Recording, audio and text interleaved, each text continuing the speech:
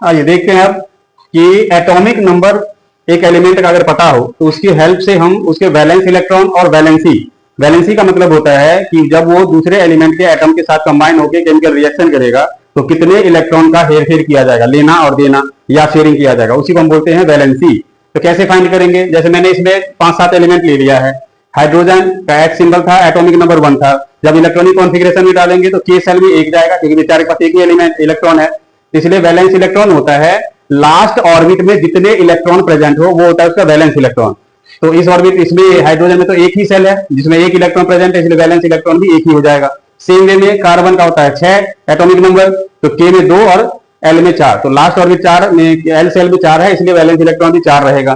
फिर आते हैं ऑक्सीजन पे, तो 2 और 6, तो इसकी वैलेंस इलेक्ट्रॉन भी 6। 11 का हो जाएगा सोडियम का 2, 8 और 1, एम सेल में 1 गया लास्ट में, तो इसलिए वैलेंस इलेक्ट्रॉन भी 1। फास्फोरस का 15 होता है एटॉमिक नंबर, तो 2, 8, 5, लास्ट ऑर्बिट में 5 इलेक्ट्रॉन है, इसलिए इसका वैलेंस इलेक्ट्रॉन भी 5 रहेगा। 17 क्लोरीन का होता है, तो 2, 8, 7, तो इसका भी वैलेंस इलेक्ट्रॉन 7 आ गया।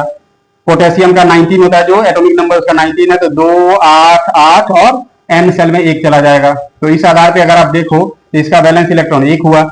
कैल्शियम का लेते हैं जो 20 नंबर पे है, तो 2, 8, 8 और 2, तो इसका वैलेंस इलेक्ट्रॉन 2। अब देखो जितने वैलेंस इलेक्ट्रॉन होंगे अगर वो 1, 2, 3 और 4 है तो वैलेंसी भी वही रह जाएगी। जैसे इसका 1 है तो 1 रहा, 4 है तो 4, ये 1 है तो इसका भी 1 रहेगा, ये 1 है तो 1 और 2 है तो 2 ही रहेगा वैलेंसी भी। मीन्स ये 1, 2, 3 इलेक्ट्रॉन जिसका होगा ना वैलेंस इलेक्ट्रॉन, वो उतने इलेक्ट्रॉन लूज करने की कैपेसिटी रखता है। अगर 4 है तो ना वो लूज करेगा ना गेन करेगा, इसलिए वो कभी भी आयन फॉर्मेशन नहीं करेगा। जैसे कार्बन कभी आयन नहीं बनाता।